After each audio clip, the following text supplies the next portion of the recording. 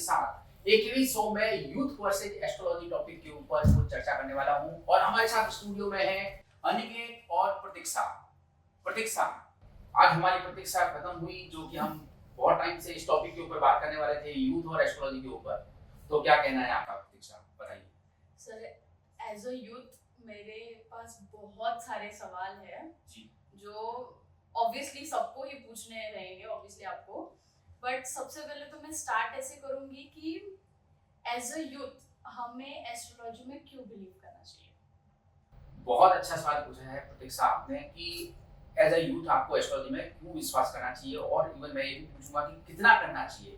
तो इसके लिए मैं थोड़ा सा आपको एलोबरेट करता हूँ। देखिए, एस्ट्रोलॉजी एक गाइडेंस है, एक दिशा है, एक मार्गदर्शन है आपके लिए, इवन सब यूथ के लिए।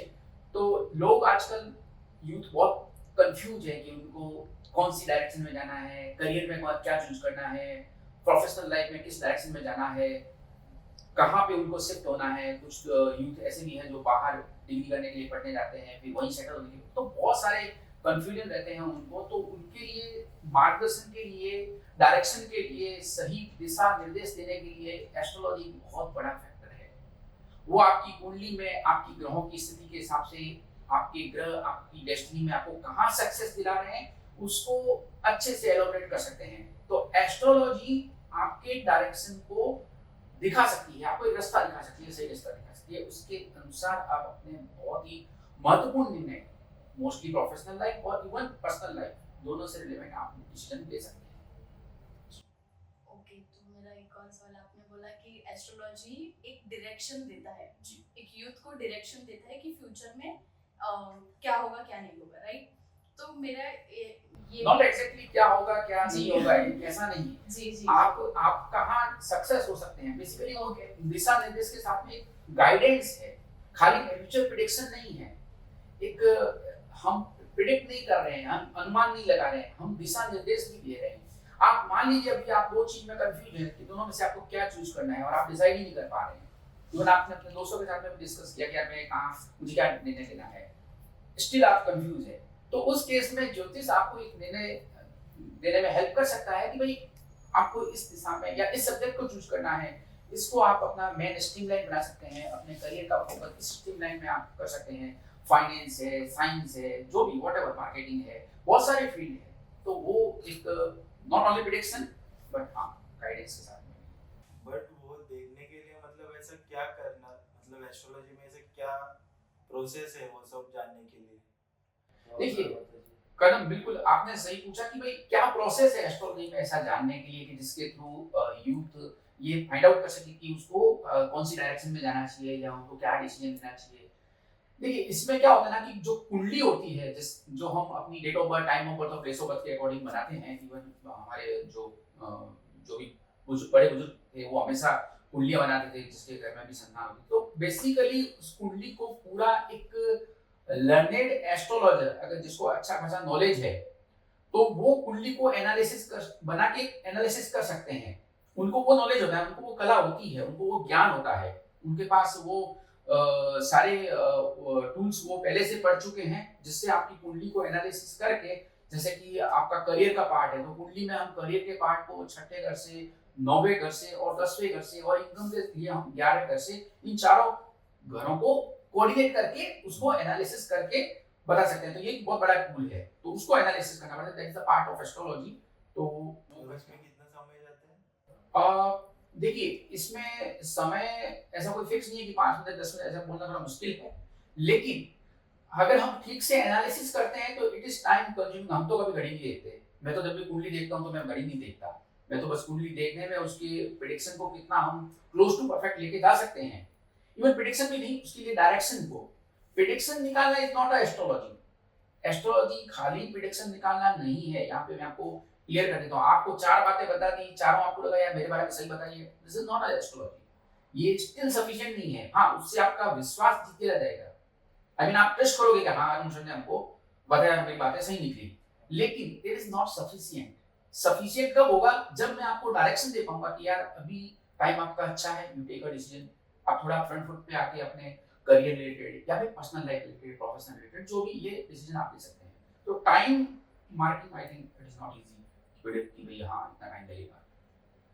ओके, तो अभी यूथ को तो सर ये पता ही होगा कि अभी के यूथ में कैसा होता है कि हम लोग बोलते हैं कि कर्मा, डेस्टिनी जी ऐसा होता है। तो मेरा ये सवाल है कि ऑब्वियसली हम लोग अपनी डेस्टिनी नहीं चेंज कर सकते, राइट। राइट? तो आप मतलब अभी समझो मेरे साथ कल कुछ बुरा होने वाला है, मेरे को ये पहले से ही पता है, ठीक है? तो क्या आप उसको चेंज कर सकते हो कि क्या? मतलब कैसे? 1% भी चेंज नहीं कर सकते, ये मैं आपको स्ट्रेट फॉरवर्ड बोल देता हूँ। अगर कोई ज्योतिषी या कोई भी पर्सन ये प्रेडिक्ट कर रहा है या ये बोल रहा है, ये कमेंट कर रहा है, ये आपको प्रॉमिस कर रहा है, उसके बिहाफ पे आपसे पैसे ले रहा है, then it is completely wrong. ये बोलना कंप्लीटली गलत है कि मैं आपकी डेस्टिनी या मैं क्या कोई भी ज्योतिषी आपकी डेस्टिनी चेंज कर सकता है, ये बोलना कंप्लीटली रॉन्ग है। डेस्टिनी प्री डिसाइडेड है, फिक्स है, नेवर चेंज। लेकिन अब बात इसमें एस्ट्रोलॉजी के इन्वॉल्वमेंट की है, तो यहां मैं आपको एक चीज क्लियर कर देता हूं कि समझो कि आपको हमने ये प्रेडिक्ट किया कि भाई 2 घंटे बाद बारिश आने वाली है। जस्ट एग्जांपल, बारिश मींस कुछ प्रॉब्लम्स आने वाली है, ठीक है, लाइफ में। लेकिन मैं बारिश का एग्जांपल देता हूं ताकि आपको इजीली समझ में आ जाए। अब बारिश आने वाली है तो हमने आपको बोल दिया, तो हम चेंज नहीं कर सकते, हम बारिश को रोक नहीं सकते, बारिश नहीं रुकेगी हमारे कहने से। लेकिन हमने आपको बोला बारिश आ रही है या आने वाली है, तो आप उस केस में घर से छाता लेके निकलोगे। तो इन दैट केस आप फिर भी भीग सकते हो, लेकिन काफी कुछ हद तक आप प्रोटेक्ट रहोगे, अपने आप को सुरक्षित रख पाओगे बारिश से। अलर्ट टाइप, जी, समथिंग लाइक अलर्ट। इससे डेस्टिनी आपकी चेंज नहीं हुई, या हाँ ये है कि आपको अगर कुछ उससे रिलेवेंट कुछ नुकसान होने वाला था तो काफी हद तक मिनिमाइज हो सकता है। तो आपको भी एक, हाँ आप जहां पे भी जा रहे हैं वो यात्रा आपकी बारिश की वजह से बाधित नहीं होगी या कम बाधित होगी, हम ये बोल सकते हैं, बट बारिश नहीं होगी। तो एस्ट्रोलॉजी छाते का काम करता है आपके लिए, आपकी छत्र छाया है, आप तकलीफ में है तो आपके लिए छत्र छाया है कि कोई तो है। अभी समझो मैं बोल देता हूँ कि थोड़ी देर के लिए मान लेते हैं कि आपको आपकी लाइफ में कोई प्रॉब्लम चल रही है, यूथ बहुत कंफ्यूज है, कभी फेल हो जाते हैं, मान लो पास नहीं हुए, इसको बैकलॉग लग गया कि हाँ यार बैक मतलब रह गया, तो अभी क्या, अभी वो डिमोटिवेट होके घर पे बैठ जाए? नहीं, एस्ट्रोलॉजी उसको मोटिवेट करेगी कि भाई तू, तेरा एक थोड़ा लाइफ में डेस्टिनी ऐसा था, तू फिर से प्रयास कर। That is the real astrology, जो उसका मेन मोटिव है। It's not exactly about the profession, it's obviously about the feelings also. इसको गाइड करना, ज्योतिष सही में गाइडेंस है, तो इस बात का ध्यान देना चाहिए सबको। तो अभी मैंने इंस्टाग्राम पे भी सर बहुत देखे हैं रेमेडीज, अलग अलग एस्ट्रोलॉजर्स। तो मेरा ऐसा होता है कि किस पे विश्वास करें, एंड मेरा ऐसा होता है कि हर कोई आजकल एस्ट्रोलॉजी रिलेटेड वीडियोस डाल रहा है इंस्टाग्राम पे, तो हर कोई एस्ट्रोलॉजी सीख सकता है क्या? मुझे ये जानना है। देखिए, एस्ट्रोलॉजी सीखना कोई बहुत बड़ी बात नहीं है, हर कोई सीख सकता है एस्ट्रोलॉजी। और इवन मैं तो ये कहूंगा कि हर इवन यूथ को, आपकी जो जनरेशन है उसको एस्ट्रोलॉजी का बेसिक्स आना ही चाहिए, नहीं तो कोई भी आपको बेवकूफ बना सकता है एस्ट्रोलॉजी के नाम पे। हाँ, अभी जो आप बोले ना बेसिक्स आना चाहिए, उसमें ही मेरे को कल एक ऐड आया कि 99 में आप मतलब बेसिक सिखा देंगे एस्ट्रोलॉजी। मतलब वो 99 रुपीज में ऐसे सिग्नल ऑनलाइन सीखने मिल सकते, मतलब वो बोलते हैं ना कि इजीली ग्रैब करने के लिए वो चीज है। देखिए, ज्योतिष के अंदर भी मार्केटिंग पार्ट है। अभी मैं बोलता हूँ 99 नहीं, आप 99,000 ले लो, लेकिन सही चीज सिखाओ और आप सही चीज सीख के सही निर्णय ले सकते हो। जरूरी नहीं है कि आप ज्योतिष को पूरा व्यवसाय बना दो, नहीं, ठीक है, आपको एक बेसिक चीजें आनी चाहिए, आपको ये मालूम पड़ना चाहिए कि सामने वाले बंदे का नॉलेज कितना है। कोई ज्योतिष के नाम से आपको ठग तो नहीं रहा है, एटलीस्ट इतना नॉलेज तो यूथ को होना चाहिए। अभी आपने 4 बातें बोली, उसमें से उसने जो बोली उसकी 2 बातें आपकी मिल गई, मैच हो गई, डजंट मीन कि सारा ज्योतिष आ गया उसको, नहीं, उसको भी बेसिक नॉलेज होना चाहिए। इवन मैं तो सरकार से भी निवेदन करूंगा कि वो ज्योतिष के ऊपर कानून लाए। जो ये इंटरनेट पे एड चला के सारी चीजें बेच रहे हैं, उनका बेसिक नॉलेज टेस्ट होना चाहिए। गवर्नमेंट उसको सर्टिफिकेट दे कि क्या उसने पढ़ाई की है, उसको बेसिक नॉलेज है। मैं आपको बहुत सरल शब्दों में कहूंगा कि ज्योतिष जो आजकल इंटरनेट की दुनिया में जो खुद को प्रमोट कर रहे हैं, उसमें एक चीज बहुत मारने वाली है कि उनका बेसिक नॉलेज एक्चुअल में होता ही नहीं है। रटी रटाए 4 बातें 20 बातें बोल दिया और ज्योतिष बन गया। उनका टेस्ट होना चाहिए यूनिवर्सिटी से, क्या उसने कुछ एजुकेशन भी लिया है जो सरकार द्वारा मान्यता प्राप्त हो। ऐसे भी नहीं कि प्राइवेट यूनिवर्सिटी से कुछ लेके आ गए और हो गया काम, नहीं, वो तो फ्रॉड हुआ। तो ज्योतिष के नाम पे बहुत फ्रॉड हो रहा है। तो आप 99 या 100 रुपीज देके कुछ कर रहे हो कि ज्योतिष सीख रहे हो, दैट इज नॉट सफिशिएंट। कहीं ना कहीं पे आप मिसगाइड हो रहे हो और वो कंसेप्ट आप अपनी लाइफ के ऊपर लगा रहे हो या किसी और की आप इन फ्यूचर कुंडली देखते हो, तो again not a complete knowledge.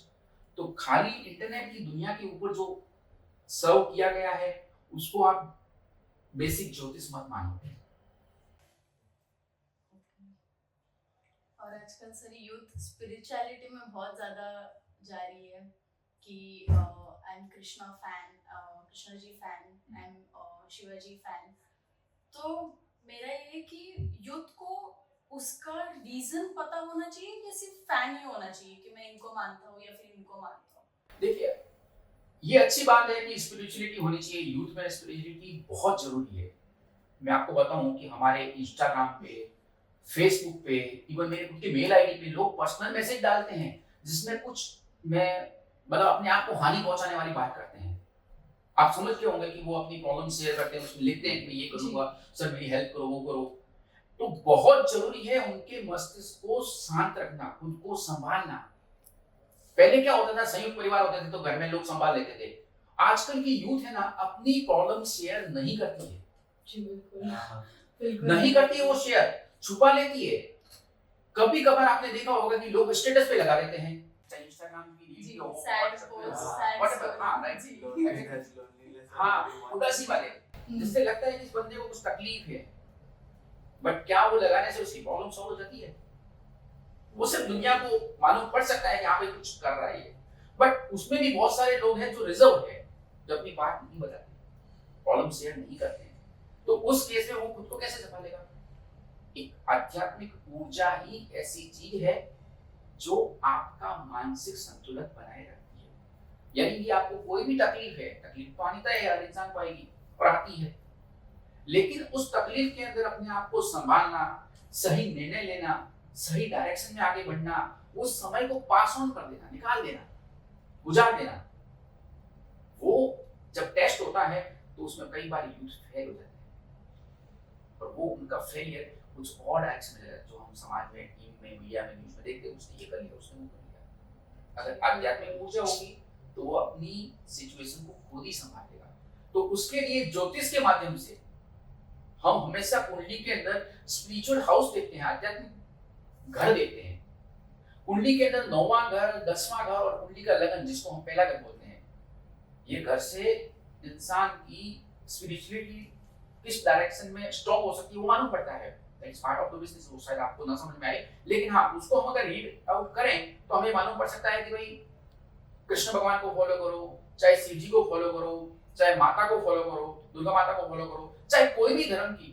मैं ये नहीं कह रहा हूँ कि आप किसी पर्टिकुलर धर्म को या हिंदू धर्म को ही फॉलो करो, नहीं, जो भी आपको फॉलो करना है दिल से करो, लेकिन उसकी स्पिरिचुअलिटी, पावर, अपने विलिंग प्लैनेट का जो इफेक्ट है जिससे वो सिचुएशन को हैंडल कर सकता है, वो सही ईस्ट से ही आएगा। आपका ईस्ट देव कौन है बहुत मैटर करता है। तो कई बार हमें लोग पूछते हैं कि हम किसकी पूजा करें, हम किसको माने, तो मैं उसका जवाब देता हूँ उसकी कुंडली के अकॉर्डिंग। अगर उस कुंडली के अकॉर्डिंग वो अपने ईस्ट देव को डिसाइड, आजकल क्या होता है पता ही नहीं, हाँ बहुत मैटर करता है। लोगों को नहीं पता है कि मुझे कृष्ण भगवान को मानना है कि शिव जी को मानना है कि दुर्गा माता को मानना है, किसको माने। तो किसको माने ये आंसर जानने के लिए भी लोग हमें क्वेश्चन करते हैं, तो कुंडली से मालूम पड़ता है। हाँ, और जानना भी चाहिए, स्पिरिचुअलिटी में जानना भी चाहिए, मानना भी चाहिए, और थोड़ा बहुत इन्वॉल्व होना ही चाहिए, थोड़ा टाइम हमें निकालना चाहिए ताकि हमारा दिन पूरा अच्छा गुजरे। या फिर कोई भी लेफ्ट राइट चीजें लाइफ में चल रही है, या तनाव चल रहा है, तो उसको हम ठीक से हैंडल कर पाए। तो आध्यात्मिक ऊर्जा बहुत मायने रखती है। हाँ, उसमें मैंने एक देखा था रिसेंटली रील, तो उसमें ऐसा था कि उन लोग स्पिरिचुअलिटी के बारे में बोल रहे हैं पर रेमेडी देख रहे हैं तो ब्लैक मैजिक टाइप दिख रहे हैं। जी वो बहुत इंस्टा पे बहुत स्क्रॉल रील्स आ रहे हैं। देखिए, ये सोशल मीडिया का ड्रॉबैक भी बोल दीजिए, कुछ अच्छी चीजें हैं तो कुछ खराब चीजें भी है, तो सब तरीके के लोग हैं। अब आप जब तक डरोगे नहीं तब तक कहाँ खर्चा करोगे, जब तक आपको डराया नहीं जाएगा। भाई तो ऐसी डर है, अभी ऐसी डर रही है। तो इसीलिए तो मैं बोल रहा हूँ कि यूथ को डराया जा रहा है एडवर्टाइजिंग के माध्यम से, ज्योतिष शास्त्र या ब्लैक मैजिक व्हाटएवर जो भी चीजों का नाम लेके उसके नाम से डराया जा रहा है। गवर्नमेंट को, सरकार को इसके ऊपर सख्त से सख्त कुछ कानून बनाना चाहिए, और स्पेशली उन सबकी डिग्रियां चेक करो, वो कहाँ से पढ़ा, उसको क्या नॉलेज है, सब अपने आप का प्रोफाइल बना देते हैं और फिर वो काम धंधा चालू। अभी सर मैंने रिसेंटली के अभी मेरे फोन रील्स में हर बार आपका एक्स वापस आएगा, आपको बॉयफ्रेंड वापस मिल जाएगा, आपकी शादी अभी हो जाएगी, तो ये सारे क्या फेक है या फिर ये सच में हो सकता है? मार्केटिंग स्ट्रेटेजी ये समझ में नहीं आती है सर हमें। सीधी सी बात है, दुखती नस पे हाथ रख दो, पैसा मिलेगा। हमको बहुत मैसेज आते हैं, सर आपको जितना चाहिए पैसा ले लो, मेरे को मेरा एक्स वापस चाहिए। और ये चीज यूथ में बहुत ज्यादा चल रही है, बहुत ज्यादा। जितना चाहिए पैसा ले लो और हमें मेरा एक्स मुझे वापस लाके दो। लड़के भी, हाँ, खोया हुआ प्यार। आप देखो ना, ट्रेन में, रेल में, बस में, जिधर चढ़ो उधर एक चिपकाया हुआ रहता है, खिलाया पिलाया, काला जादू, ब्लैक मैजिक, पुराना प्यार लौटाया जाएगा, वो गारंटी, नहीं तो पैसे वापस पलटाना देंगे, व्हाटएवर जो भी। तो ये क्या है? ये यूथ गुमराह हो गया है। यहाँ पे यूथ को खुद को समझना पड़ेगा कि आपको क्या चाहिए, आपकी एग्जैक्ट नीड क्या है। ज्योतिष के नाम पे आप हमेशा गुमराह होते रहोगे? नहीं। ये ज्योतिष विद्या को, ज्योतिष शास्त्र को बदनाम किया जा रहा है इस नाम पे। ब्लैक मैजिक ये करके तुम्हारा वो वापस आ जाएगा, ये पैसे ओवर द नाइट। आजकल मैं रील, कभी मेरी फीड पे भी रील आती है इंस्टाग्राम पे, फेसबुक पे, जिसमें लिखता है कि 24 घंटे में ये हो जाएगा, 7 दिन में ये हो जाएगा। कुछ नहीं होता, कुछ भी नहीं होता, सब फेक है, सब पैसा कमाने का जरिया है। तो उन सब चीजों में मत पड़ो। ब्लैक मैजिक या कुछ टोना टोटका, जादू मंत्र, झाड़ागी, मत पड़ो इसमें।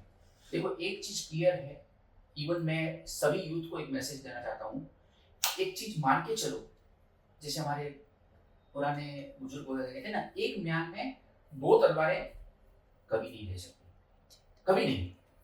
तो जब आप अपने करियर पे फोकस कर रहे हो, उस टाइम अगर आप रिलेशनशिप के पार्ट को भी लेके जा रहे हो, कोई तो डिस्टर्ब होगा, कुछ तो। हाँ राइट। अभी सर जो यूथ चल रहा है वो छोटे छोटे बच्चे रिलेशनशिप में आ रहे हैं। हाँ, स्कूल से ही स्टार्ट कर रहे सारे रिलेशनशिप। ये एकदम सही बात है। मैं तो मेरे सोशल मीडिया पे कितने मैसेज आते हैं, कमेंट्स आते हैं, डेट ऑफ बर्थ देखो ना उनकी 2006, 7, 2008, ताज्जुब करोगे। और क्वेश्चन में क्या, मेरा इतने टाइम का रिलेशनशिप और ब्रेकअप हो गया, क्या लगता है आपको? ऐसे क्वेश्चन मुझे पूछते हैं लोग, कमेंट भी करते हैं बच्चे लोग। हाँ बिल्कुल, उनको इंस्टा आईडी किसने दिया? अब मोबाइल हाथ में है तो चालू हो जाते हैं क्वेश्चन पूछना। और हमारा अकाउंट ऐसा है कि भाई डॉक्टर के पास तो जाएगा नहीं पूछने के लिए कि भाई मेरा रिलेशनशिप का क्या इशू है, क्या है। वो डॉक्टर से थोड़ी ना पूछेगा, वो हमसे पूछेगा आपके। अगर हम जेन्युइन है, हमारा नॉलेज जेन्युइन है, तो हम उसको सही तरीके से गाइड करेंगे। उनका काम है, वो भटक गए, वो बच्चे हैं, बट आप बच्चे नहीं हो, आप उनको सही तरीके से गाइड करो। मैं सारे ज्योतिषियों को भी एक मैसेज देना चाहता हूँ इस शो के माध्यम से कि वो यूथ को, बच्चों को सही दिशा में, हर जगह पैसा कमाने की नहीं होती है। अगर आप उसको सही मार्गदर्शन करोगे, वो बड़े होंगे, आईएएस ऑफिसर बनेंगे, कलेक्टर बनेंगे, गवर्नमेंट जॉब करेंगे, प्राइवेट जॉब करेंगे, खुद का बिजनेस करेंगे, वो कमा के आपकी झोली में ऐसे ही लाके डाल देंगे। एक पैसा लेके बच्चों को गुमराह मत करो, धंधा बंद कर दो। उनको सही मार्गदर्शन जरूरी है, और इससे ही हमारा देश का भविष्य निर्माण होगा। तो एक म्यान में 2 तलवारें कभी नहीं। तो आप करियर के ऊपर ध्यान दे रहे हो तो करियर के ऊपर ध्यान दो, उसके लिए दूसरी चीजों के लिए आपके पास समय पड़ा है। नहीं तो क्या होता है ना कि आप कोई रिलेशनशिप में पड़ गए, अभी जो भी यूथ है, बच्चे हैं, वो रिलेशनशिप में पड़ गए, उधर कुछ भी हुआ, उनका इफेक्ट पूरा उसके मूड के ऊपर आ जाता है, उसका एग्जाम है और वो उधर डाइवर्ट हो गया। आपस में दोस्त भी है ना, वो भी सही सलाह नहीं देते कि तू छोड़ दा, तेरी एजुकेशन पे ध्यान दे, अपनी बाकी कुछ करना है, कुछ पढ़ना है। और जब यूथ थोड़े थोड़े बड़े होते हैं, जैसे जैसे समय निकलता है, महीनों सालों निकलता है, तो उनका पास्ट उनको खाता है, वो पास्ट के ऊपर खुद को अटका देते हैं और ध्यान करियर के ऊपर फोकस कर ही नहीं पाते। ये बहुत बड़ा ड्रॉबैक है। तो मैं तो यही कहूँगा कि भाई मेक श्योर पहले आप अपने करियर पे ध्यान दो, उसके अकॉर्डिंग आप वो पूछो आप उनसे कि मुझे कौन से फील्ड में जाना है, इन कंपेरेटिव कि भाई मेरा रिलेशनशिप ये वो नहीं, वो सब नहीं, पहले करियर। बिना करियर तो रिलेशनशिप भी नहीं, करके भी फायदा। सर मैंने आपका इंस्टाग्राम चेक किया तो उसमें देख रहा हूँ कि वेस्टगार्ड को बहुत वेटेज मिल रहे है, ऐसे वीकली आप पोस्ट कर रहे हो, तो उसके बारे में कुछ बता दो ना। देखिए व्यास कार्ड जो वीकली आता है एवरी संडे को इंस्टाग्राम पे, इवन यूट्यूब पे भी जाता है वीडियो फॉर्मेट में, जहाँ पे मैं उसको पूरा एलाबोरेट करके बोलता हूँ। व्यास कार्ड हमने 2016 से स्टार्ट किया था, एक बेसिक चीज मान के कि भाई मैं सब लोगों से नहीं मिल सकता, अभी समझो आपको मुझसे मिलना है और मैं नहीं मिल पा रहा हूँ या जो भी वजह है, तो उस केस में मैं यूथ को या जनरल जो भी पब्लिक है उन सबको कैसे अपना मैसेज दे पाऊँ कि भाई आपका ये वीक कैसा जाएगा या आपको इस वीक में क्या चीज़ों का ध्यान रखना है। तो उसके लिए हमने एक छोटा सा कार्ड जो व्यास कार्ड नाम से अभी तो बहुत पॉपुलर है, तो वो हमने स्टार्ट किया। वो फ्री है? हाँ, इंस्टाग्राम पे सोशल मीडिया पे जो भी आपको व्यास कार्ड दिख रहा है वो कम्प्लीटली फ्री है। ओके, तो सब उसी में सब्सक्राइब ऐसा कुछ नहीं, एज ऑफ नाउ ऐसा कोई सब्सक्रिप्शन वाला कुछ भी नहीं है। हाँ, कुछ चीज़ों में हम ओपन है, हमारा वर्क चालू है, काम चालू है इसके ऊपर। बट हाँ, आपने व्यास कार्ड के बारे में पूछा, तो व्यास कार्ड का जो मेन उद्देश्य था चालू करने का वो ये था कि भाई यूथ को एक डायरेक्शन मिले।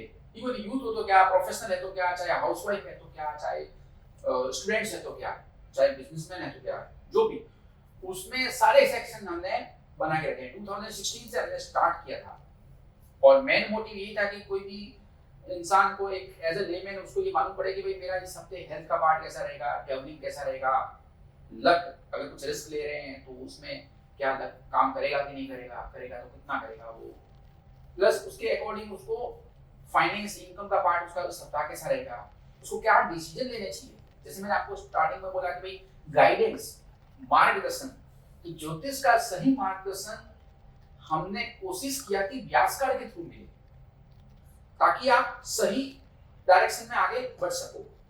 तो उसमें जो रिकमेंडेशन का जो पोर्शन रहता है, जिसको मतलब सलाह का पार्ट, तो वो आपकी कुंडली के ग्रहों के हिसाब से, इंडिविजुअल कुंडली की बात नहीं कर रहा हूँ मैं, पूरे जॉडियक की कुंडली की बात कर रहा हूँ।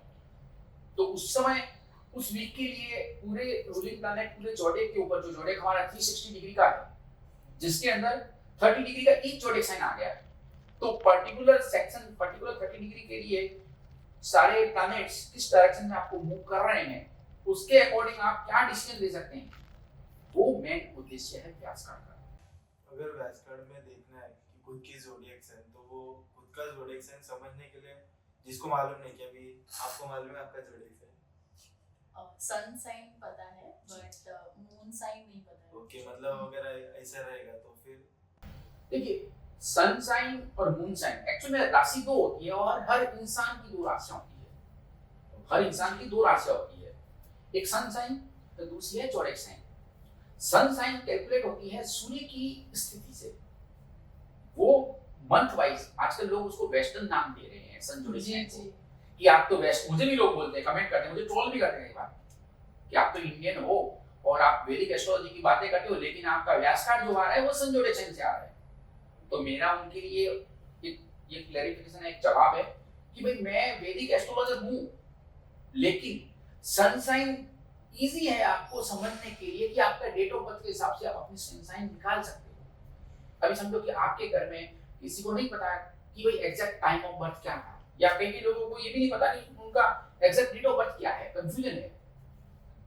समझो कि घर में कोई किसी के बड़े बुजुर्ग नहीं है और उस समय टाइमिंग नोट नहीं किया था, तो ऑब्वियसली फिर कुंडली नहीं बनेगा आपका। तो आपकी मून साइन, आपको चंद्रमा की स्थिति उस समय क्या थी वो मालूम नहीं पड़ेगी, बट अगर आपका डेट ऑफ बर्थ कंफर्म है तो आप अपनी सन जोडिएक साइन निकाल सकते हो। राइट, तो अभी आपको ऑब्वियसली अपॉइंटमेंट्स तो आते ही रहेंगे, तो आप अपॉइंटमेंट में सन साइन के हिसाब से जाते हो या फिर मून साइन के हिसाब से आप देखते हो? देखिए अपॉइंटमेंट्स जब कोई इंडिविजुअल मेरे से लेता है तो मैं उससे उनकी पूरी बर्थ डिटेल लेता हूँ, साथ में जैसे कि नाम, date of birth, time of birth, place of birth, whatever information they give me, तो मैं उसके अकॉर्डिंग पहले उनकी कुंडली बनाता हूँ, मैं खुद बनाता हूँ कुंडली। फिर मैं कुंडली में जो 12 घर होते हैं वो 12 ग्रहों का निरीक्षण करता हूँ। हर घर का एक रोल होता है। समझो कि पहला घर, जिसको हिंदी में बोलते हैं लगन, फर्स्ट हाउस, उससे हेल्थ देखते हैं, आपकी स्टेट ऑफ माइंड देखते हैं, आपकी डिसीजन पावर देखते हैं, कहीं आप कंफ्यूज तो नहीं हो तो क्या वजह से हो वो फाइंड आउट करते हैं। सेकंड हाउस आपकी फैमिली का रहता है, परिवार का रहता है। थर्ड हाउस आपके करियर रिलेटेड रहता है, या फिर आप प्लेस ऑफ बर्थ पे हो कि कहाँ जा रहे हो उससे भी रहता है, या आपसे परिवार में आपसे छोटे छोटे जो है, छोटे भाई है, छोटी बहन, उनका भी रहता है। तो ऐसे करके हर हाउस का कुंडली में एक महत्व होता है। 7वां घर शादी का होता है, रिलेशनशिप का होता है। 9वां घर भाग्य का होता है। 10वां घर आपके बिजनेस का, व्यापार का, प्रोफेशन का होता है। 11वां घर फुलफिलमेंट ऑफ डिजायर्स, लाइफ में आपने कुछ गोल डिसाइड किया, वो आपका वो गोल पूरा होगा कि नहीं होगा। आपने टारगेट तय किया कि यार मेरा ये टारगेट है, मुझे ये लाइफ में अचीव करना है, डिसाइड तो कर लिया, बट विल यू अचीव और नॉट, तो वो 11वें घर से तय होता है। कितने घर होते हैं? टोटल 12 घर होते हैं कुंडली में। तो ये एक एनालिसिस होता है, और साथ में मैं फेस रीडिंग भी करता हूँ। तो मैं किसी का फेस रीडिंग से आपको पता चलता है कि वो पर्सन कैसा है, या उसके फ्यूचर में, या फिर आप प्रिडिक्ट कर पाते हो क्या फेस से ही? बिल्कुल, देखिए फेस रीडिंग यानी चेहरा देखना। एग्जैक्टली, देखिए फेस रीडिंग का जो पार्ट है ना, उसमें हम चेहरे को रीड करते हैं। समझो आपके पास अपनी बर्थ डिटेल नहीं है, फिर भी आपको अपने बारे में जानना है, तो क्या ज्योतिष आपकी सहायता करेगा? किसी का डेट ऑफ बर्थ नहीं है, किसी का टाइम ऑफ बर्थ उसको नहीं पता, या बर्थ डिटेल उसके बारे में नहीं है उसकी, तो वो ज्योतिष का फायदा कैसे उठाएगा? तो उसके लिए फेस रीडिंग बहुत बड़ा इंपॉर्टेंट टूल है। देखिए आपकी डेट ऑफ बर्थ हो सकता है कि एक बार के लिए रॉन्ग हो, शायद नोटिस नहीं हो, किसी को प्रॉपर जानकारी नहीं हो, टाइम ऑफ बर्थ में कंफ्यूजन हो, लेकिन आपका चेहरा वो तो रियलिस्टिक है, हमारे सामने है, तो हम उसको रीड करके उसकी कुंडली वर्कआउट कर सकते हैं। फेस से भी कुंडली बनती है, आपको पता है? जी, बट कभी कभार लकीरों में हाथ भी कभी कभार चेक करते हैं। बिल्कुल कर लेंगे, लकीरें, बिल्कुल। देखिए एग्जैक्टली जिसको आप बोलते हैं ना कि हाथ की लकीरें देखना, जी पामिस्ट्री, जी जी। हस्तकला। पहले के जमाने में तो सर वही होता था कि वो बैठते थे ज्योतिष और उनको पहले हाथ ही दिखाते थे। देखिए हस्तकला से भी पहली कला है कुंडली। जी। हस्तकला का जो हुआ अन्वेषण, जिसको बोलते हैं आविष्कार, वो उससे भी पहले कुंडली का हुआ। तो कुंडली इज अ डिफरेंट, ऑब्वियसली ज्योतिष है, वो भी ज्योतिष शास्त्र है, लेकिन जो हाथ देखना, यानी कि हाथ की लकीरों को देख के प्रेडिक्शन निकालना और उसका सजेशन देना, आपको गाइड करना, दैट इज वो पाम रीडिंग हुआ, हस्तकला। ठीक है, लेकिन जो चेहरा देखना है वो आपका फेस देख के, जैसे फेस आपने पूछा कि भाई फेस रीडिंग, तो फेस रीडिंग में 3 पार्ट में हम रीड करते हैं, फोरहेड, आईब्रो टू नोज और नोज टू चिन। अब जैसे मुझे आपके बारे में आपका भाग्य देखना है कि आपका लक का पार्ट कितना सपोर्टिव है, उसके अकॉर्डिंग आप अपने करियर में कितने अप एंड डाउन्स देखेंगे, वो आपकी फोरहेड से मालूम पड़ेगा। किसी का भी फोरहेड एक सही का होता ही नहीं है, 2 चेहरे भी एक से नहीं होते हैं। लोग बोलते हैं ना कि होते हैं, नहीं होते हैं, ट्विंस में भी बदल जाते हैं, ट्विंस में भी बदल जाते हैं, नहीं होते एक से। लोगों को लगता है कि एक जैसे दिखते हैं, बट उनका आप देखोगे ना, ट्विंस की भी डेस्टिनी सीधी रहती है। जी बिल्कुल। क्योंकि कुछ चेंजेस ऐसे रहते हैं जो बहुत माइन्यूट लेवल पे होते हैं। तो फेस रीडिंग और पाम रीडिंग ये दोनों आते हैं सामुद्रिक शास्त्र में, ये उसके पार्ट है जहां पे हम चाल चलन देखते हैं, किसी का कैरेक्टरिस्टिक देखते हैं कि भाई कौन सी राशि का हो सकता है। तो बात करते करते अपने आप को पहचान लूंगा कि आप कौन सी राशि हो, तो वो कैसे मालूम पड़ेगा? वो फेस से मालूम पड़ेगा। कई बार हमारे पास ऐसी कुंडली आती है जिसमें अपना डेट ऑफ बर्थ लिखता है, सामने वाला टाइम ऑफ बर्थ लिखता है, प्लेस ऑफ बर्थ लिखता है, तो मैं कुंडली बनाता हूँ, जब उसका फोटो आता है तब मुझे लगता है कुछ मिसमैच है, तो उसमें मैं डाउट क्रिएट करता हूँ उसकी date of birth, time of birth और प्लेस ऑफ बर्थ पे। उसमें डाउट उसके फेस के ऊपर आ ही नहीं सकता। क्यों नहीं आ सकता? क्योंकि फेस रियल होता है। अगर किसी का फोटो है तो हम देख के फाइंड आउट कर सकते हैं, उसकी पास्ट की जर्नी भी देख सकते हैं कुछ हद तक, उसका प्रेजेंट भी देख सकते हैं, वर्तमान देख सकते हैं, और उसका फ्यूचरिस्टिक प्रेडिक्शन भी निकाल सकते हैं। तो फेस रीडिंग बहुत इंपॉर्टेंट है। फेस रीडिंग और कुंडली रीडिंग अगर दोनों को आपने क्लब कर दिया तो प्रेडिक्शन बहुत क्लास आते हैं, बहुत अच्छा है। और उससे जो आपको मार्गदर्शन मिलेगा वो बहुत अच्छा मिलेगा, मतलब काफी हद तक क्लोज टू पहुंचेंगे। ओके, अभी सर सोशल मीडिया की वजह से ही एस्ट्रोलॉजी सबको ज्यादा पता चली है, क्योंकि अभी सोशल मीडिया पे ही सारी रील्स वगैरह आते हैं। तो मेरे को ये क्वेश्चन है कि अगर एस्ट्रोलॉजी और स्पिरिचुअलिटी ये पूरी दुनिया में ही नहीं हो तो आपका क्या एक पर्सन सर्वाइव कर सकता है लाइफ में? आपने जैसे बोला कि आप मार्गदर्शन दिखाते हो, हर एक एस्ट्रोलॉजर मार्गदर्शन दिखाता है, तो अगर स्पिरिचुअलिटी और एस्ट्रोलॉजी नहीं रहेगी तो? देखिए, स्पिरिचुअलिटी और एस्ट्रोलॉजी अगर उसका एग्जिस्टेंस नहीं है तो हमारा भी एग्जिस्टेंस नहीं है। मैं आपको इस चीज के ऊपर थोड़ा सा और क्लियर करता हूं कि स्पिरिचुअलिटी और एस्ट्रोलॉजी दोनों साथ में आती है तभी हमारे जीवन का सर्वाइवल होता है। आपको बहुत इंपॉर्टेंट बात बता रहा हूं, जब भगवान श्री कृष्ण का जन्म हुआ था तो उनकी भी एस्ट्रोलॉजी देखी गई थी। उसके पहले से ही कुंडली थी क्या? बिल्कुल थी। हर युग में कुंडली, ज्योतिष क्या है? ज्योतिष वेदों का नेत्र है। आप वेदों के ऊपर तो आप बिलीव करते हो, राइट? जी जी। तो वेदों का नेत्र कहा गया है ज्योतिष को। ज्योतिष शास्त्र कोई मामूली शास्त्र नहीं है, वो वेदों का नेत्र है। अभी आपके नेत्र ही नहीं है तो आप क्या देखोगे? आपको मालूम पड़ेगा कि सामने क्या है, आपकी डायरेक्शन में क्या अवरोध आ रहे हैं, प्रॉब्लम्स आ रही है, तो नेत्र होंगे तभी तो देख पाओगे। तो ज्योतिष वेदों का नेत्र कहा गया है। सर इसमें एक मुझे बोलना था कि अभी के यूथ को वेद भी इतना मालूम नहीं रहेगा, तो थोड़ा वेद के बारे में भी बता दो। देखिए, वेद शास्त्र, हमारे पुराण, ये हमारी संस्कृति का हिस्सा है। इसके बगैर हमारी कल्पना ही बेकार है। हम कल्पना कर ही नहीं सकते। इंसान को स्पिरिचुअलिटी में और एस्ट्रोलॉजी में बिलीव करना ही है, मतलब ऐसा आप जरूरी बोल रहे हो या फिर?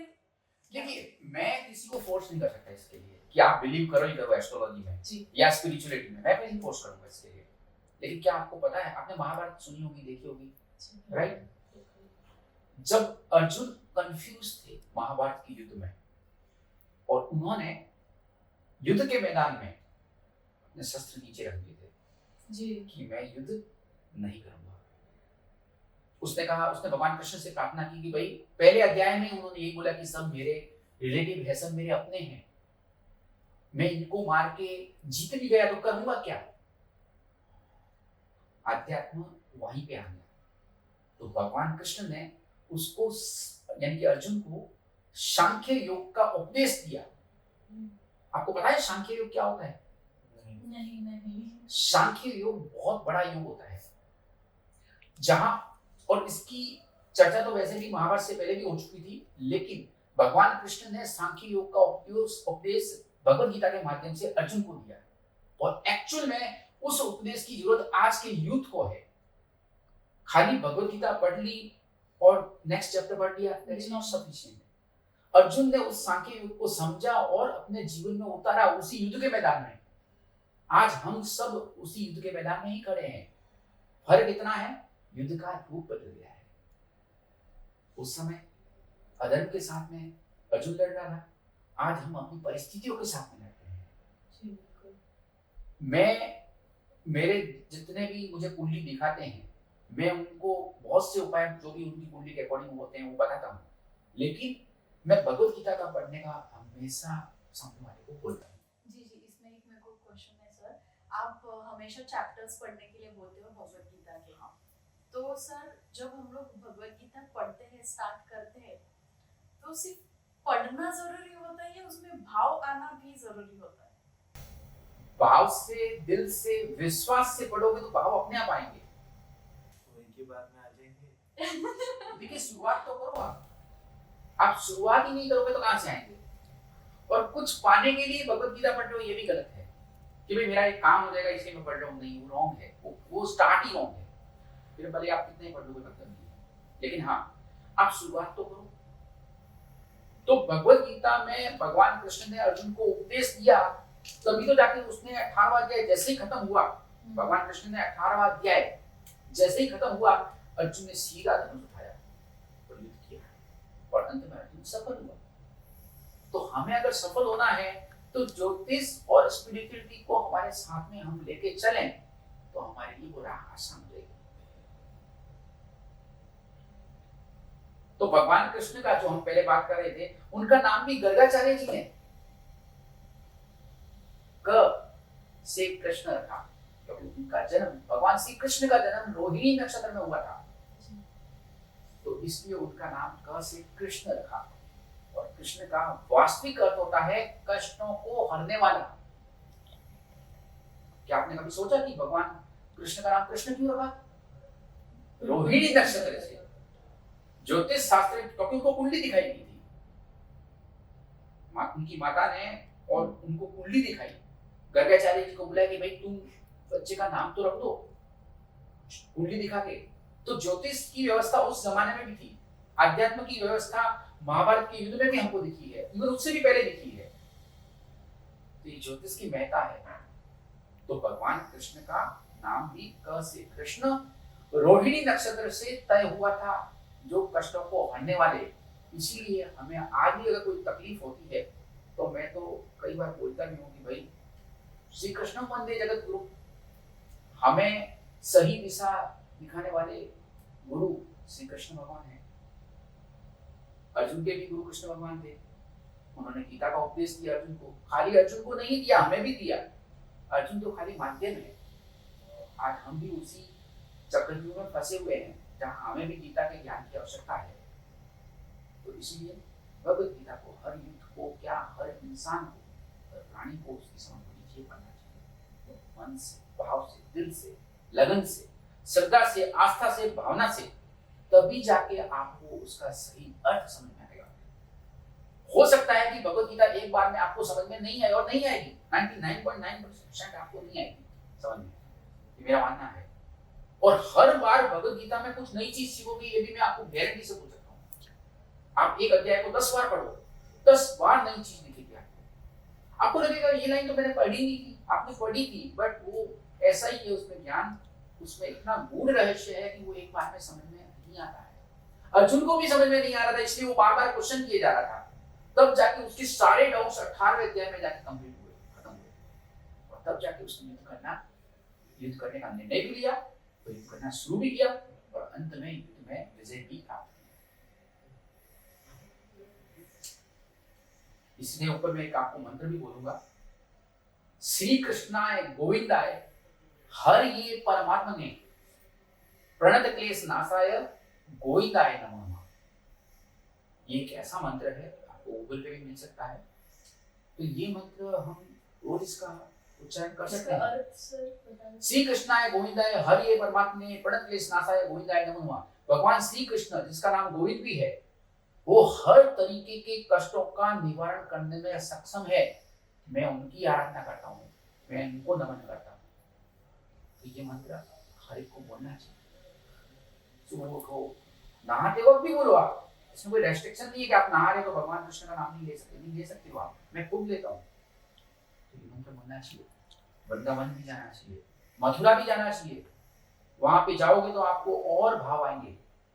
आप गोवर्धन की परिक्रमा करिए, 21 किलोमीटर की लगभग परिक्रमा है, वो आप करके तो देखिए, आपको जो आपके जीवन में बदलाव आएंगे आप सोच भी नहीं सकते।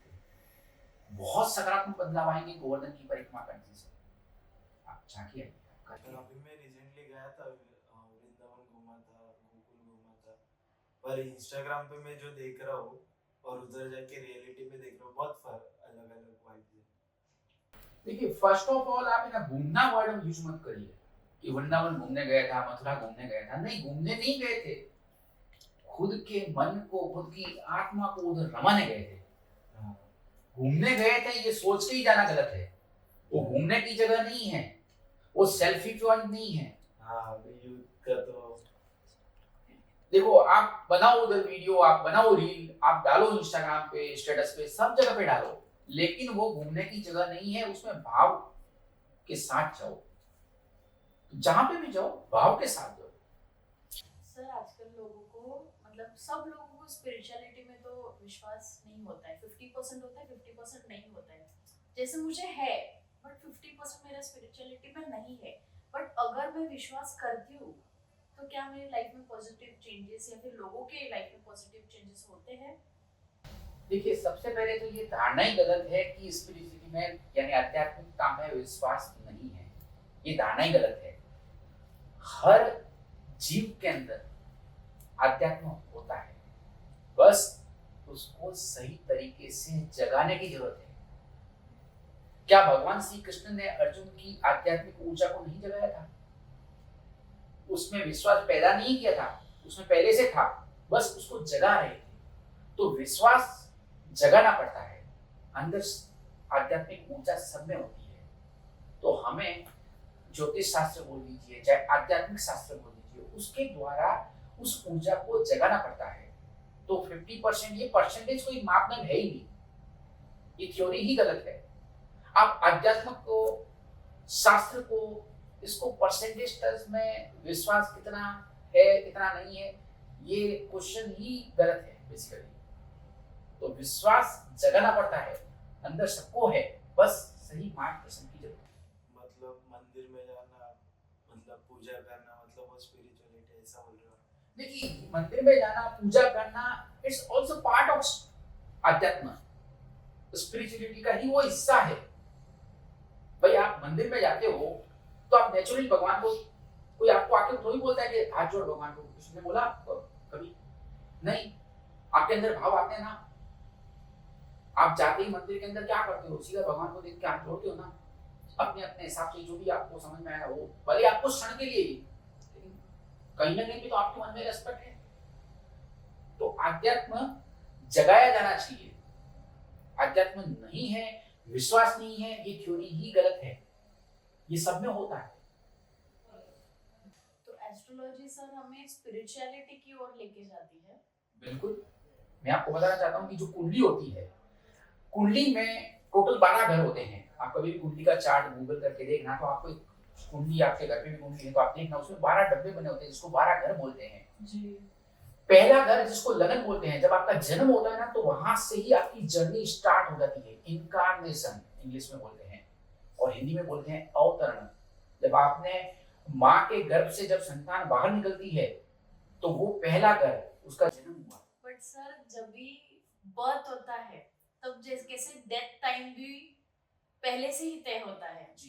तो हमारी डेस्टिनी भी तय होती है। तो ये आप कैसे, मतलब कैसे बता सकते हो कि आगे क्या होने वाला है वो पर्सन के साथ? देखिए, मैं इसी बात को कंप्लीट कर रहा हूँ कि जब माँ के गर्भ से संतान बाहर निकली, उसका जन्म हुआ, इनकारनेशन हुआ, तो उसकी कुंडली तय हो गई, उसका पहला घर बन गया, उसका दूसरा घर भी बन गया, तीसरा, चौथा, ऐसे। अगर आप कुंडली को देखोगे ना, तो आप एंटी क्लॉकवाइज, एक्चुअल में उसकी लाइफ कम हो रही है। हम बोलते हैं ना उम्र बढ़ रही है, उम्र बढ़ नहीं रही है, उम्र घट रही है, क्योंकि उम्र तो पहले से तय होगी। कुंडली के अंदर पहला घर आपके जन्म का है। जब आप कुंडली से सेकंड, थर्ड, फोर्थ हाउस में से घड़ी को उल्टा घुमाओगे, और जैसे ही आप 12वें घर में जाओगे ना, आपकी जर्नी खत्म, डिस्कार्नेशन, इंसान चला जाएगा। कुंडली में किसी की भी मृत्यु देखना 12वें घर से तय हो जाता है। कई बार हमारे पास कुंडली आती है, वो बोलते हैं कि सर मुझे 5 साल बाद इधर जाना है, 2 साल बाद इधर जाना है, अभी मुझे ये करना है। तो मैं सबसे पहले उसकी बात पूरी बाद में देखता हूँ। पहले मैं ये देखता हूँ कि इसके 12वें घर की स्थिति क्या है। कुंडली में 12th house, house of death, आपको होता है। बिल्कुल। अगर सही तरीके से अगर आप देख रहे हो, तो आप उसकी कुंडली में 12वें घर को पहले देखो, जो सबसे नकारात्मक माना जाता है। तो 12वें घर से मृत्यु तय हो जाती है। तो जैसे मैंने आपको बताया 12 घर होते हैं, तो ऐसे एंटी क्लॉकवाइज घड़ी से उल्टा आप कुंडली देखोगे ना, तो 12वें घर तक पहुंचते पहुंचते इंसान का जैसे ही 12th हाउस में आया, वहां पे उसकी जर्नी खत्म। आपको किसी ने पूछा अभी तक कि मैं कब मरने वाला हूँ? जी। ऐसा कुछ अपॉइंटमेंट है? ऐसा डायरेक्टली तो लोग नहीं पूछते हैं, और मैं बताता भी नहीं हूँ, और ये बताना वर्जित है। ज्योतिष शास्त्र के मुताबिक किसी की भी आयु प्रिडिक्ट करना, फलादेश निकालना, किसी की उम्र बताना, ये एक्चुअल में थ्योरी ही गलत है। वो ज्योतिषी है ही नहीं जो किसी की उम्र बता रहा है। आप उम्र बता ही नहीं सकते, आपको बताना भी नहीं चाहिए, और सामने वाले को पूछना भी नहीं चाहिए। लेकिन हाँ, यहाँ पे थोड़ा सा अपवाद है। जैसे समझो कि कभी कभी कोई एकदम लास्ट स्टेज पे खड़ा है, कोई इंसान बिस्तर पे अभी हॉस्पिटल में है और परिवार पूरा चिंतित है, तो अंतिम क्षण में मतलब उस समय परिवार वाले भी इतनी टेंशन ले लेते कि यार ये छूट जाए तो अच्छा है। जी जी। तो उस सिचुएशन में भी कुंडली हमारे पास आती है कि यार आपको, अब वो ऐसे नहीं पूछते कि कितना जिएगा, बोलते हैं कि इसकी कुंडली देख के सर आपको क्या लग रहा है। तो ऑब्वियसली वो अंडरस्टूड है कि वो अगर इतना सफर कर रहा है, इतना तकलीफ में है, उसकी बॉडी इतनी तकलीफ में वो भुगत रहा है, तो परिवार भी बैक ऑफ द माइंड यही चाहेगा कि ये छूट जाए तो ठीक है, भुगते नहीं। ये क्वेश्चन हॉस्पिटलों से मुझे आते रहते हैं। तो उस कंडीशन में हम कुंडली में देखते हैं कि भाई इसकी आयु कितनी है। हम प्रेडिक्ट तो नहीं करते, लेकिन हम बोलते हैं कि कष्ट, समझो कि आज 1 तारीख है तो हम बोल देते हैं कि भाई 20 तारीख तक कष्ट लिखा हुआ है। अब समझ जाए सामने वाला 21 के बाद कष्ट नहीं है। अगर कोई ऐसी बीमारी से वो जूझ रहा है तो 21 के बाद कष्ट नहीं है, मतलब समझ जाओ इनडायरेक्टली हमने बोल दिया। हम डायरेक्टली नहीं बोल सकते, लेकिन हाँ ऐसी कंडीशन में हमें घर वालों को बताना पड़ता है। हम आयु वर्ड ऐसे बोल के उम्र इतनी है, उस दिन को इसकी डेथ हो जाएगी, ऐसा हम नहीं बोल सकते। वो ज्योतिष शास्त्र के मुताबिक गलत है। आप ज्योतिषी हो ही नहीं अगर ऐसा बोले तो। लेकिन हाँ इस तरीके से इनडायरेक्टली बोलना पड़ता है कि भाई हाँ इसका कष्ट अभी 5-7 दिन और है, 10 दिन और है, उसके बाद इसका कष्ट नहीं है, तो समझ जाते हैं। और ऐसा आता है, लोग पूछते हैं ऐसा सवाल। So sir as a youth मुझे एक और सवाल पूछना है कि मैं जैसे सबको जज करती हूँ एज अ रिलेशनशिप की सर बात है कि ये रेड फ्लैग है, ये ग्रीन फ्लैग है, तो क्या ये सही है किसी को जज करना कि यही रेड फ्लैग रहेगा और यही ग्रीन फ्लैग रहेगा इन फ्यूचर मेरे लाइफ से? नहीं बिल्कुल सॉरी जी। देखिए पहली बात तो ये है कि ये रेड फ्लैग, ग्रीन फ्लैग, ये टर्मिनोलॉजी यूज करना ही गलत है। आप किसी को जज कर रहे हो तो आप अपने लेवल पे अपने तरीके से जज कर रहे हो। आप सामने वाले की परिस्थिति देख के उसको जज नहीं कर रहे हो। आपके लिए वो इंसान कैसा है आप वैसे जज कर रहे हो, और उसी से आप अपना मार्का दे रहे हो कि भाई ये रेड फ्लैग है या फिर ग्रीन फ्लैग है, व्हाटएवर जो भी। एक्चुअल में रेड और ग्रीन ऐसा कोई फ्लैग होता ही नहीं। आपका समय ही रेड और आपका समय ही ग्रीन फ्लैग है। समय आपका बहुत अच्छा है तो आपको सब ग्रीन फ्लैग वाले दिखेंगे। वही इंसान आपको आज सपोर्ट कर रहा है तो आपको लगेगा कि हाँ ये मुझे सपोर्ट कर रहा है क्योंकि आपका टाइम अच्छा है और आप उस टाइम को एंजॉय कर रहे हो, तो आपको वो इंसान सामने वाला ग्रीन फ्लैग नजर आएगा क्योंकि आपका टाइम अच्छा है। बट सर वो इन फ्यूचर रेड फ्लैग क्यों बन जाता है? क्योंकि आपका समय बदल गया, तब आपने उसको टर्मिनोलॉजी दे दिया, तो आपको वो इंसान भी बदला हुआ नजर आएगा। क्यों नजर आएगा? क्योंकि आपका समय बदला है। पहले आपका समय बहुत अच्छा था तो मान लीजिए इस समय थोड़ा सा लेफ्ट राइट हुआ, थोड़ा खराब हुआ, तो अब वो इंसान का बिहेवियर आपके लिए चेंज हो गया, तो आपने उसको नाम दे दिया। तो सर अभी आपने बोला समय चेंज होता है, तो हर इंसान को वो एडजस्ट करना चाहिए, कॉम्प्रोमाइज करना चाहिए क्योंकि मेरा समय खराब चल रहा है इसलिए? यहीं पे ही ज्योतिष की जरूरत आ जाती है। अगर आपका समझो कि अभी आपका समय नहीं चल रहा है, आपके फेवर में नहीं है, तो उस सिचुएशन में खुद को संभालो, बजाय कि दूसरों को दोष देने के। ये दोष सामने वाले का है ही नहीं। आप किसी को ब्लेम कर ही नहीं सकते कि वो गलत है, पहले तो ऐसा था अब ऐसा हो गया, पहले मैं मेरे लिए बहुत अच्छा था, ग्रीन फ्लैग था, अभी मेरे लिए वो रेड फ्लैग है। ये कंसेप्ट ही गलत है। आप उसको जज मत करो, उसको ब्लेम ही मत करो, दोष ही मत दो। दोष समय का है। इसीलिए तो ज्योतिष की यहाँ पे जरूरत पड़ जाती है कि भाई ज्योतिष ही तो आपको बताएगा कि आपका समय कैसा है। अगर समय सही नहीं है तो खुद को शांत रखो। जिसको आपने खराब समय में रेड फ्लैग का नाम दे दिया, वही बंदा लौट के आपके जीवन में ग्रीन फ्लैग का काम करेगा, आपको सपोर्ट करेगा, तब आप क्या बोलोगे? तो आपका कंसेप्ट ही गलत है। तो समय को जज करो, समय रेड है कि ग्रीन है वो समझ लो बस। वो ग्रीन सिग्नल है तो भागो, काम करो बिंदास। रेड और ग्रीन के हिसाब से मेरे को एक आइडिया है कि एक लकी कलर करके भी रहता है, बहुत जन ऐसा मेंशन करते हैं, तो उसके बारे में कुछ बताओगे? देखिए कलर जो होते हैं वो बेसिकली हम भी व्यास कार्ड में लिखते हैं। आपने देखा होगा व्यास कार्ड के अंदर लकी कलर लिखा रहता है। हर चौड़ी क्षण के लिए हम हर सप्ताह 2 लकी कलर लिखते हैं हर चौड़ी क्षण के लिए। वो कलर आते हैं इंद्रधनुष के 7 रंगों से, विज्ञान और साथ में व्हाइट भी। तो सर ब्लैक यूथ का सर बहुत फेवरेट है। हर कोई आपको दिखेगा ब्लैक पहना हुआ, तो आप ब्लैक को क्यों सपोर्ट नहीं करते? देखिए मैं ब्लैक को सपोर्ट नहीं करता, ये बात सही है। मैं कई बार रेस्ट्रिक्शन डालता हूँ कि हाँ ब्लैक मत पहनो, इस सप्ताह ब्लैक मत पहनो। देखो ब्लैक आपको अटैक तभी करेगा जब समय ही थोड़ा सा लेफ्ट राइट जा रहा है, तब आप जबरदस्ती ना बोलते हुए भी वो पहन लोगे।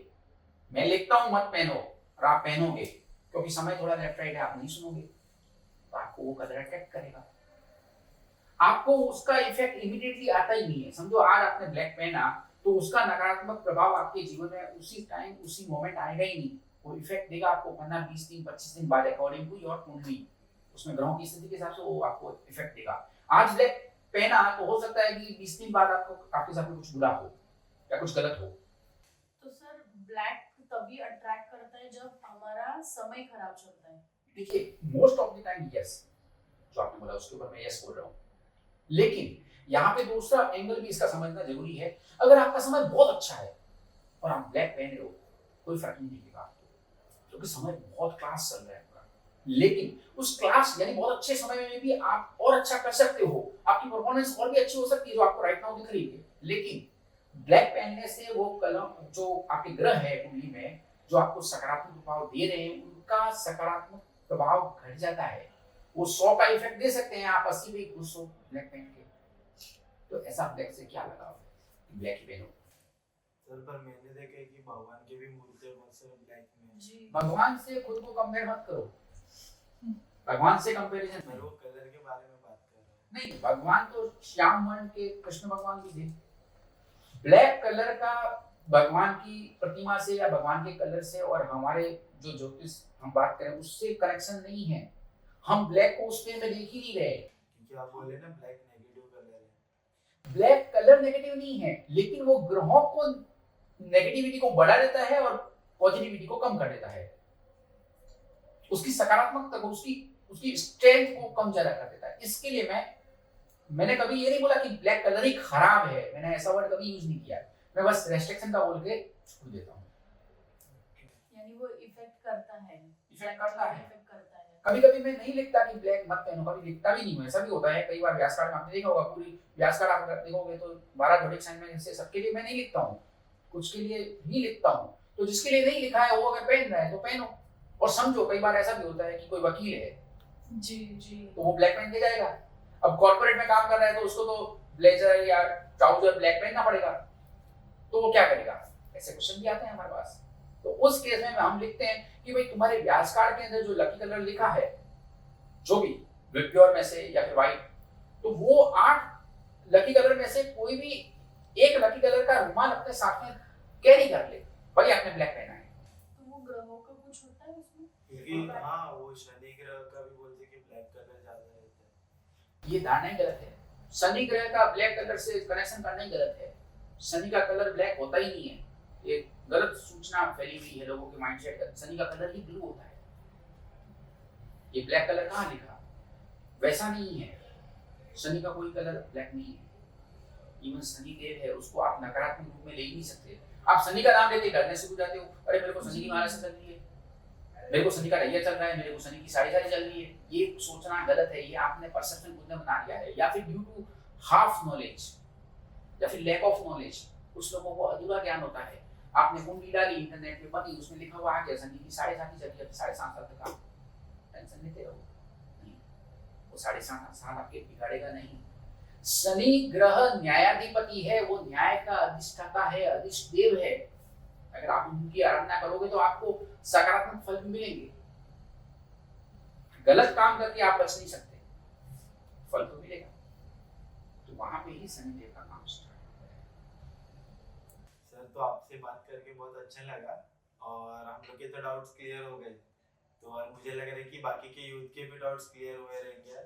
तो आप क्या अभी आगे संदेश क्या देना चाहते हो यूथ को? देखिए, जो हमारी युवा पीढ़ी है उसके लिए मेरा ये संदेश है, एज अ ज्योतिष और थोड़ा सा आध्यात्मिक जो हमारा ज्ञान है उसके माध्यम से मैं खाली इतना ही कहना चाहूँगा कि युवा अवस्था अपने करियर को मेन फोकस रखे, उसके ऊपर ज़्यादा ध्यान दे और मेन करियर में कौन से डायरेक्शन में क्या चूज करना है उसको थोड़ा सोच समझ के निर्णय ले। लेफ्ट राइट चीज़ों पर फोकस ना करे, अपने खुद के क्या आप जीवन में करना चाहते हैं, क्या आप जीवन में किस तरीके से आगे बढ़ना चाहते हैं, अपने गोल को, अपने प्रायोरिटी को तय करें, उसके ऊपर फोकस करें और अपने माता पिता का आप जैसे भी उनको प्राउड फील हो, अपने परिवार को प्राउड फील हो, अपने समाज को, अपने देश को प्राउड फील हो, वैसा काम करें और हमारी धर्म और संस्कृति को इग्नोर ना करें। कहीं पे भी उसका डिसरिस्पेक्ट अगर होता है तो बिंदास बोलिए अपने धर्म और संस्कृति के बारे में, अपने वेदों के बारे में। आप अपनी बात रखिए, सुन के मत ले लीजिए। कोई बोले नहीं ऐसा ऐसा नहीं, आप उसका अपोज करिए, आप उसकी हाँ में हाँ मत मिलाइए। तो थोड़ा सा अपनी चीजों को अंदर, जो आपकी अंदर आध्यात्मिक ज्ञान जो सोया हुआ है, उसको भी आध्यात्मिक गतिविधियों में इन्वॉल्व होके उसको जगाइए और धर्म शास्त्र के ऊपर भी अपना ध्यान दीजिए। कहीं कथा चलती है तो उधर भी आप अपने आप को शर्म महसूस मत करो कि मैं अध्यात्म की चर्चा चल रही है तो मैं तो युवा हूँ, मैं क्यों जाऊँ उधर। नहीं, आप भी सुनो, उसमें कोई अवस्था का, उम्र का कोई मार्का नहीं है, कोई बैरिकेड नहीं लगा हुआ है कि इस उम्र वाला ही धर्म की चर्चा सुनेगा या अध्यात्म की चर्चा सुनेगा। नहीं, अपनी आध्यात्मिक ऊर्जा को जागृत करने के लिए धर्म और शास्त्र की बातें सुनना निहायत ही जरूरी है। अपनी डेली रूटीन को सेट करिए। आप सुबह उठ के क्या कर रहे हैं, कैसे आपका जीवन चल रहा है, रात को लेट नाइट सोते टाइम आप क्या मोबाइल चला रहे हैं, वो चला रहे हैं। नहीं, आपको अपने करियर के ऊपर फोकस करना है और साथ में आपकी जो आध्यात्मिक ऊर्जा है उसको भी सही तरीके से उपयोग में लेना है। बस मेरा यही कहना है। सर, और एक यूथ को एक रेमेडी बोल सकते हैं, कुछ ऐसा बता दो डेली लाइफ में करना चाहिए। मैं तो यूथ को सबसे पहले रेमेडी एक ही बोलूंगा कि पहले तो आप मोबाइल को साइड में कर दो। ये सबसे बड़ी रेमेडी है। जितनी जरूरत है, देखिए जरूरत है उस समय आपने मोबाइल यूज किया, इट्स ओके, बट अगर उसके अलावा अगर आप यूज कर रहे हो, इट मींस आप अपना करियर को कहीं ना कहीं पे लेफ्ट राइट कर रहे हो, तो उसके ऊपर क्वेश्चन मार्क लगा रहे हो, आप खुद ही लगा रहे हो। मोबाइल जितना हो सके उतना उपयोग में कम लो और अपने जो भी आपने स्ट्रीमलाइन आपने तय की है उसके ऊपर फोकस करो, उसको मन लगा के जो भी आपकी पढ़ाई करनी है वो करो, आप निश्चित रूप से सफल हो जाएंगे। और बाकी जो हमसे मन पड़ेगा उसके लिए हम हमेशा तैयार हैं। मेरी तरफ से आपको कुछ भी हेल्प चाहिए, मैं गाइडेंस चाहिए, वो मैं करूंगा, लेकिन पहले मोबाइल का उपयोग कम करो। Thank you sir. जय श्री कृष्ण। जय श्री कृष्ण। आपका भी बहुत बहुत धन्यवाद।